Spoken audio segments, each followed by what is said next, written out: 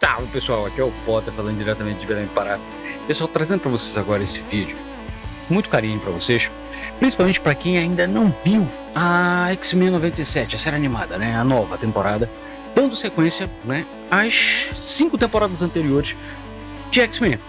Então, justamente pensando nessa galera, ou então até mesmo quem viu a série, mas não criou coragem para assistir as 5 temporadas anteriores, eu trouxe aqui um breve resumo, mas principalmente uma indicação dos episódios mais importantes dessas 5 temporadas, que eu acho que vocês deveriam assistir, prestar um pouquinho de atenção para entender melhor X-Men 97.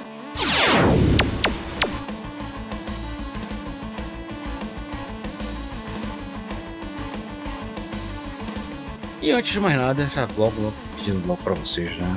Para vocês já deixarem o like, se inscreverem, caso não esteja inscrito, ativarem o sino, né, para receber notificações de vídeos pai d'égua, que nem esse que eu tô trazendo aqui para vocês. E, claro, né, quer ajudar ainda mais o canal? Compartilhe os vídeos, assim você tá ajudando o canal de forma muito bacana, sabe, furando as bolhas, fazendo aquela famosa indicação boca a boca.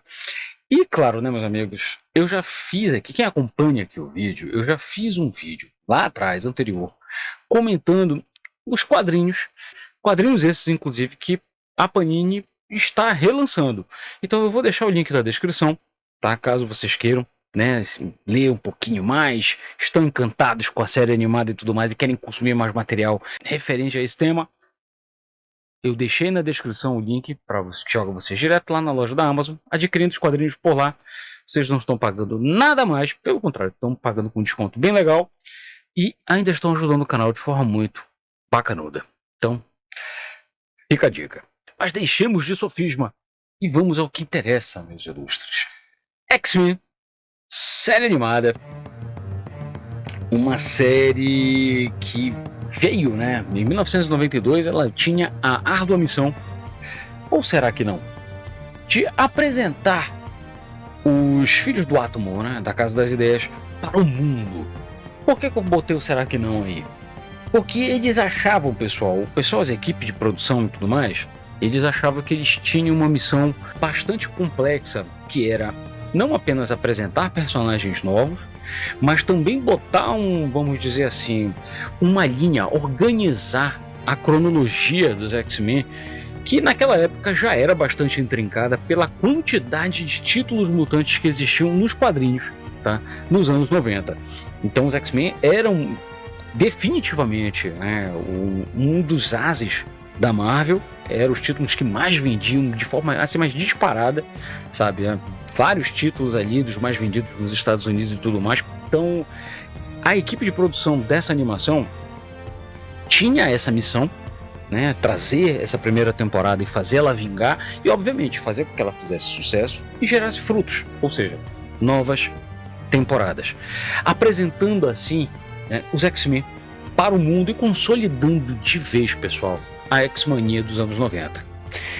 Essa série, meus ilustres, ela foi tão importante, vamos dizer assim, que eu considero hoje que X-Men 97, devido ao boom que está acontecendo, a qualidade da série também, né, principalmente, eu arrisco dizer que ela vai trazer a X-Mania de novo, sabe? Porque em paralelo a isso, a Marvel também soube trabalhar de forma muito bacana os seus títulos mutantes nos quadrinhos. E um fato curioso, tá, pessoal? Aqui nessa seleção que eu vou trazer para vocês, tá, ela tá baseada literalmente no que o Disney Plus disponibilizou e separou entre as 5 temporadas. São mais de 70 episódios, divididos em 5 temporadas, e que eu descobri que, dependendo do país, dependendo da localidade, alguns episódios mudam de temporada. Mas aqui eu utilizei justamente a numeração, tá, e a ordem de apresentação dos episódios que estão disponibilizados no Disney Plus. Mas independente da ordem ou não, o nome dos episódios está aqui, você pode utilizar caso queira assistir de outra forma. Isto posto, pessoal, a primeira temporada ela tinha justamente aquilo que eu havia falado para vocês. A missão de apresentar os filhos do átomo, os mutantes, o conceito, né, dos mutantes, pelo menos. São pessoas que, por algum motivo, né, a forma hereditária e genética, recebem poderes e desenvolvem eles, geralmente a partir da puberdade, mas pode acontecer um pouco antes e um pouco depois. Esses superpoderes podem ou não afetar a aparência dessa pessoa. Mas independente disso ou não, isso quer dizer que ela é um mutante, né? Aparentando ou não.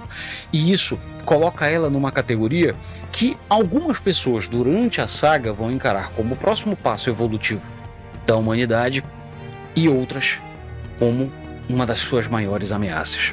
E é com base nessa dicotomia entre pessoas que têm poderes extraordinários serem encarados, né, como maldições, vamos dizer assim também, é que gira o principal conceito de X-Men criado por Stan Lee, Jack Kirby, que apresentando uma escola muito especial para estudantes superdotados, que é administrada por Charles Xavier, que também é mutante, mas em segredo. E Charles Xavier, pessoal, tem justamente essa missão. Ele tem uma missão bastante altruísta. Ele acredita que os dons e habilidades extraordinários que as pessoas nasceram, os mutantes nasceram, devem, né, ser utilizados em prol de toda a humanidade. Então, com essa premissa, né, é que ele criou a escola e, por tabela, os X-Men, a equipe que começa a série, né, ela já começa a temporada justamente ele recrutando, né, indo conhecer uma nova mutante, né, que teve seus poderes despertados, vamos dizer assim, que é a Jubileu. E é justamente nessas primeiras histórias, né, na parte 1 e parte 2, né, A Noite das Sentinelas, que é o primeiro e segundo episódios logo, é que ele mostra não apenas os X-Men, a Jubileu, mas principalmente também um dos maiores inimigos que vão permear boa parte dessas temporadas, incluindo aí também a nova temporada de X-Men, que são os Sentinelas. São robôs gigantes criados por Bolivar Trask com a missão de literalmente caçar e exterminar os Homo Superior, os mutantes. É com base justamente nessa situação aí que os X-Men, né, nesse caso aí formados por Ciclope, Jean Grey, Tempestade, Fera, Wolverine e Morfo. Prestem bem atenção nesse último nome que eu vou mostrar aqui para vocês, porque justamente nesse início de série logo, é que nós teríamos duas baixas, pessoal, pois durante o combate, Morfo é dado como morto e Fera é capturado e preso. É justamente aí que vamos dar sequência para o terceiro episódio. Tá? Essa primeira temporada, pessoal, não tem como fugir não, sabe? Quase todos os episódios dela são importantes porque eles apresentam os personagens, os vilões e os principais conceitos que vão ser trabalhados nas próximas. Então, basicamente aqui tem muitos episódios, pouquíssimos episódios aqui ficaram de fora das dicas que eu vou dar para vocês assistirem. Vocês vão ter, né, é preciso assistir quase todos os episódios dessa primeira, dentre os quais eu elenco o primeiro, o segundo, o terceiro, porque é justamente o que apresenta, né, o Magneto, todo o conceito do Magneto, né, e a ideologia do Magneto de que ele precisa recrutar os mutantes, mas não para defender a humanidade, mas sim para se impor sobre a humanidade, já que os Homo Superior são o próximo passo, a próxima escala evolutiva, né, na humanidade. Então é justamente nessa situação aí que Magneto se destaca como principal antagonista e tem um histórico também de amizade e conflitos com Charles Xavier. Disto posto, pessoal, vamos para o quinto episódio, que é Paixão Secreta. Paixão Secreta também, ele tem uma função nesse episódio de apresentar também aí um grupo de mutantes que teve no desenvolvimento dos seus poderes a sua aparência seriamente afetada. Ou seja, por conta disso, os Morlocks, como eles mesmos se autodenominam, se refugiam nos subterrâneos de Nova York, nos esgotos de Nova York, e eles se encontram com os X-Men justamente quando Ciclope e Jean estão passeando, namorando, e que acabam sendo sequestrados pelos Morlocks. E é nesse processo que nós vamos conhecer a líder dos Morlocks, a Calisto, e também vamos conhecer o que se tornou depois um dos maiores memes da internet, né? Que é justamente a paixão de Wolverine por Jean Grey, né? Pela garota Marvel. Sendo que, obviamente, a garota Marvel já estava namorando, né? Já estava engatando namoro sério, seríssimo, com o Ciclope. Em seguida, pessoal, nós vamos para o sétimo episódio, que é Ilha de Escravos, onde ela a primeira menção, né, a Genosha, a ilha, né, a cidade, né, a nação, que em princípio teria um desenvolvimento extraordinário por alegar manter uma coexistência pacífica entre humanos e mutantes. E isso desperta a curiosidade dos X-Men, que vão conferir, né, a situação justamente de Genosha para saber se realmente aquilo ali era a utopia que eles estavam apregoando.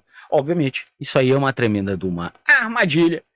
E eles descobrem que os mutantes ali daquela ilha são literalmente utilizados como mão de obra escrava.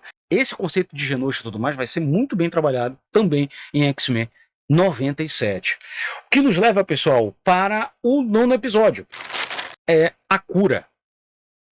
Esse conceito, pessoal, é bem interessante da cura, que em princípio surge um médico, tá, na Ilha Muir, na Inglaterra, que ele alega ter descoberto a cura, né, para remover os poderes dos mutantes. E assim, os mutantes poderiam voltar ao normal. Isso aí, obviamente, chama a atenção da mutante vampira, cujos poderes ela não possui o domínio, ela não tem controle, e o poder dela é justamente de tocar e absorver a mente, os poderes e a essência vital de todo mundo que toca. Essa temática, né, pessoal, fica aí uma curiosidade, ele foi utilizado inclusive também, né, como tema do primeiro filme dos X-Men, né, mas que também foi muito mais conhecido aí pelo meme da bunda da vampira, né? Que em determinado momento aí ela cai e o pessoal bota ela num ângulo extremamente desfavorável para ela e favorável para o público masculino, né? Que inclusive sentiu falta desses atributos. X-Men 97 gerou um bafafá, meu, pura tolice, pura besteira, dizendo que tinha nerfado o DRR, né, da nossa mutante preferida. Então, esse episódio aí, ele também serve, pessoal, para apresentar alguns outros personagens que, para quem conhece a cronologia dos X-Men nos quadrinhos, ele apresenta o Anjo e o Apocalipse, né? Que o Apocalipse é um dos maiores inimigos dos X-Men. Só que tem um porém aí, pessoal. Fica uma curiosidade. Quando eles apresentam o Anjo no desenho, não fica claro, né? Porque o Anjo, pessoal, nos quadrinhos ele foi um dos mutantes primordiais. Ele foi a primeira turma, ele fez parte da primeira turma de X-Men, junto com Ciclope, Garota Marvel, Fera e Homem de Gelo. Só que nesse episódio, o Anjo, ele literalmente ele é meio que um mutante, né, que não tem correlação com a escola. Isso na primeira temporada, da forma como foi trabalhado.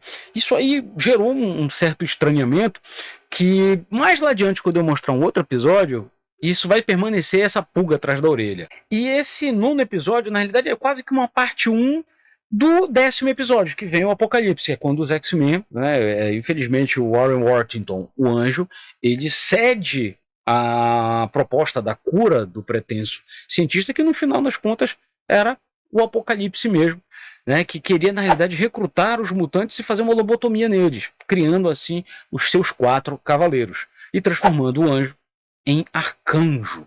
Em seguida, pessoal, vem um episódio simplesmente espetacular, baseado numa série, né, num quadrinho clássico, que é Dias de um Futuro Esquecido, né, brincando aí, né, apresentando aí as viagens no tempo, que apresenta os X-Men num futuro apocalíptico onde os mutantes são caçados, escorraçados pela humanidade, justamente pelos sentinelas, né, e é enviado do passado, né, o Wolverine para tentar mudar alguma coisa, né, ou algum evento que fez essa virada de chave aí ficar tão desfavorável assim para os mutantes.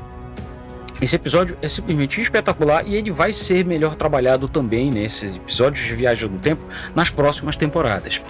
O que nos leva, pessoal, para o 13º e último episódio, que é a decisão final.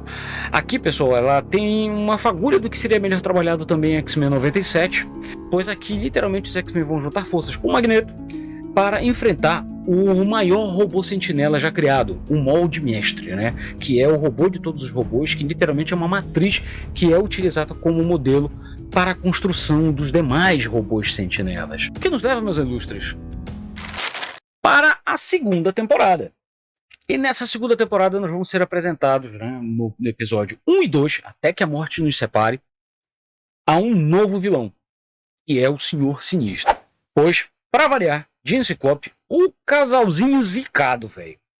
estavam dando mais um rolê aleatório ali numa ilha tropical e eles foram sequestrados pelo Senhor Sinistro e que vai mostrar quais são os planos que esse mutante tão poderoso e tão misterioso tem com o casal. Ele tem literalmente uma fixação com o casal e nós vamos descobrir o porquê disso, né? Isso vai ser muito bem trabalhado, inclusive mais lá adiante.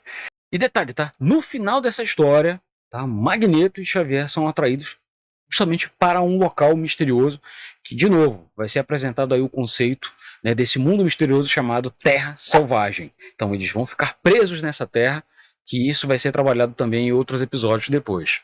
E vamos para o episódio 5, que é o Homem de Aço, que mostra um pouquinho das origens do Wolverine, né? Principalmente ali específico, como foi que ele ganhou o adamantium deles, né? Uma obra claramente inspirada ali em Arma X, e que uma coisa que é interessante, tá, pessoal? Nessas 5 temporadas aí, os episódios afetos ali à origem do Wolverine são muito bacanas, são muito interessantes. Eles exploram a personagem, né, o personagem do Wolverine de forma muito legal, dando um destaque que realmente o Wolverine sempre teve, né, principalmente ali na época áurea dos anos 90 dos X-Men e que tem até hoje, diga-se de passagem.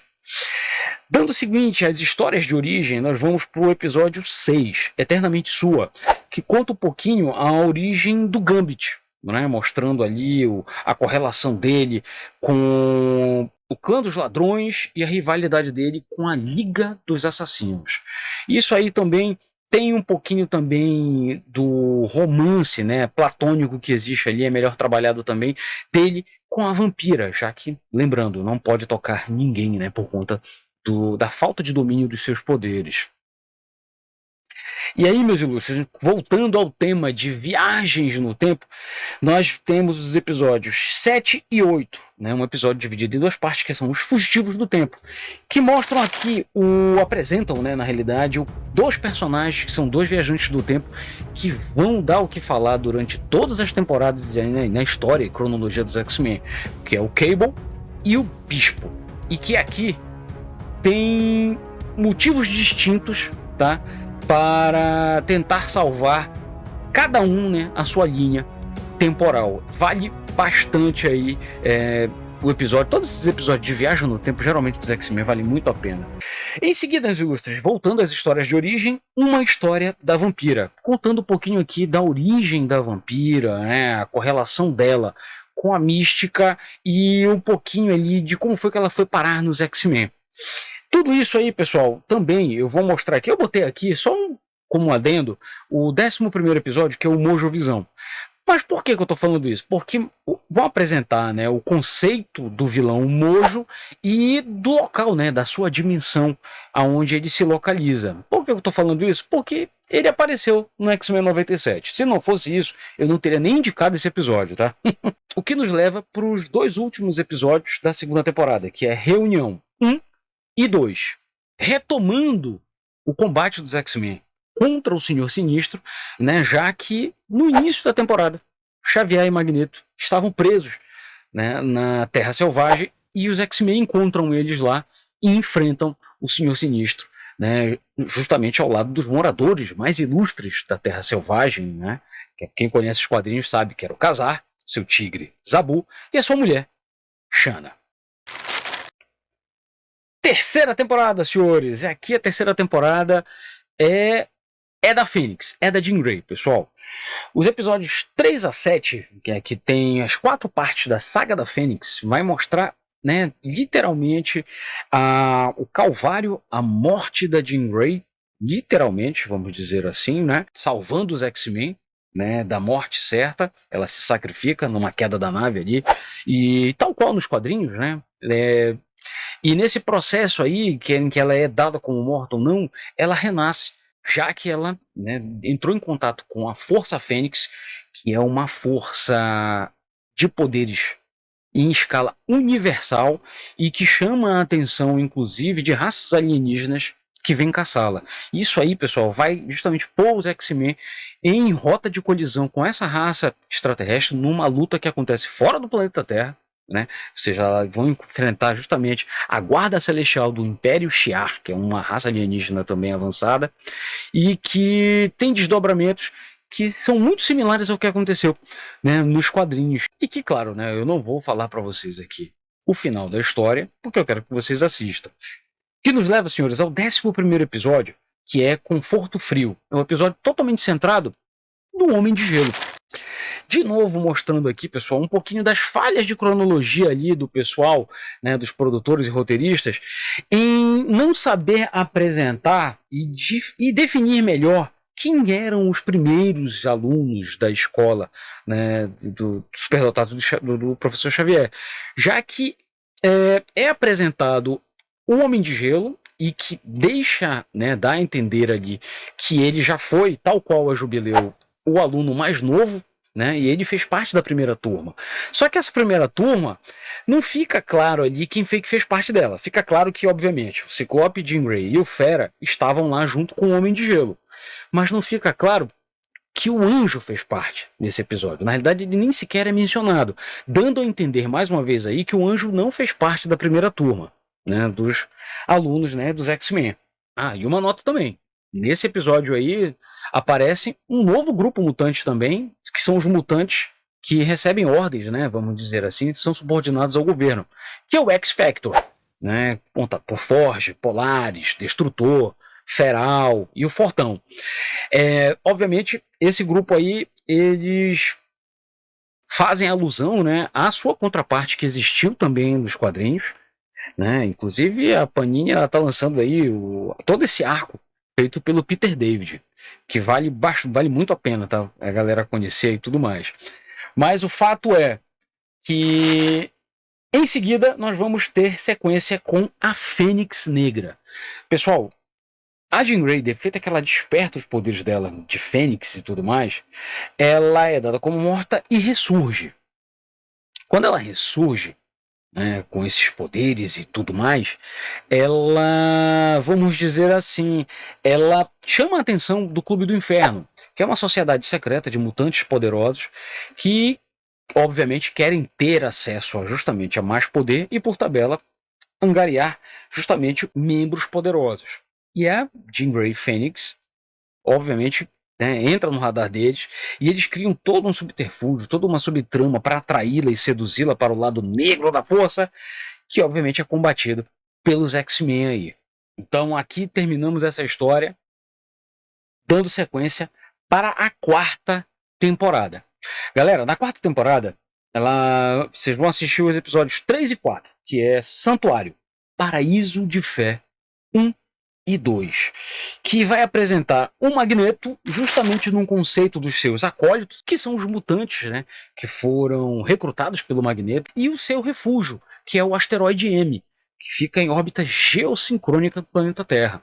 Então é importante aí, porque isso aí vai ser trabalhado, né, esse asteroide e toda essa influência que o Magneto tem em todas as temporadas, incluindo aí em X-Men 97. E em seguida nós vamos ser apresentados um episódio, cara, um dos episódios mais bonitos, tá? Mais lúdicos, vamos dizer assim, né, dos X-Men, e que por tabela os episódios mais lúdicos geralmente têm a presença do Noturno. E que aqui ele é apresentado, né, o Wolverine e o Gambit e Vampiro, eles vão para a Alemanha investigar o surgimento de um mutante que surgiu num monastério. E é justamente aí que eles encontram o Noturno, né, o mutante que ele tem o dom de se mesclar à escuridão e se teletransportar, mas que essa mutação deu a ele um aspecto que é associado, né? Ele é azul, tem uma cauda, orelhas pontudas, que é, vamos dizer assim, confundido com o demoníaco. E essa dicotomia do personagem vai permear muito, justamente levando em consideração aí a orientação católica, né, do Noturno, que vai permear o episódio todinho e que culmina com Wolverine, vamos dizer assim, se reencontrando com a sua fé. Então vale muito a pena a galera conhecer, não apenas esse episódio por conta do Noturno, mas pela forma, sabe, tão delicada que o assunto da fé e o preconceito, sabe, foram abordados. Vale muito a pena conhecer esse episódio, pessoal. Em seguida, né, estamos falando de episódio bonito, e viagens no tempo, vamos falar aqui do episódio 9 e 10, O Valor de um Homem, partes 1 e 2.